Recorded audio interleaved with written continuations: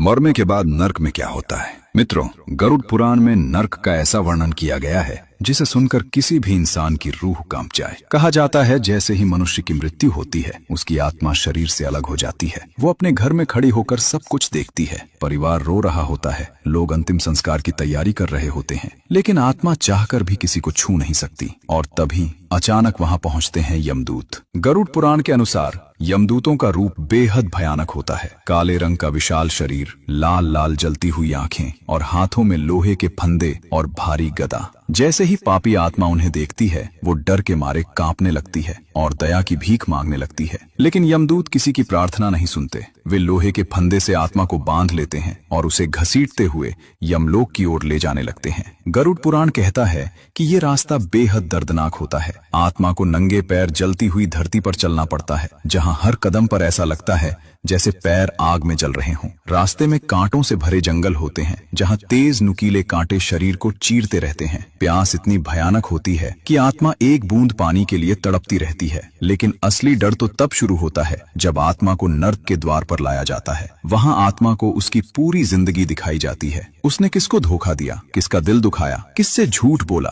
सब कुछ। और फिर शुरू होती है नर्क की भयानक सजा। गरुड़ पुराण बताता है कुछ पापियों को जलती हुई आग में डाल दिया जाता है, कुछ को उबलते तेल के कड़ाह में फेंक दिया जाता है और कुछ को तेज धार वाले हथियारों से भरे रास्ते पर दौड़ाया जाता है। वहां दर्द इतना भयानक होता है कि आत्मा चीख चीख कर दया की भीख मांगती है। उस समय आत्मा को अपने हर पाप याद आते हैं और वो रोते हुए सिर्फ एक ही बात कहती है, काश मैंने जिंदगी में पाप न किए होते। मित्रों, गरुड़ पुराण हमें डराने के लिए नहीं बल्कि सचेत करने के लिए ये सब बताता है। इसलिए आज से ही कोशिश करें किसी का दिल न दुखाएं, किसी के साथ अन्याय न करें और जितना हो सके अच्छे कर्म करें। क्योंकि याद रखिए, मृत्यु के बाद इंसान के साथ उसका धन नहीं, सिर्फ उसके कर्म ही जाते हैं। भगवान श्री हरि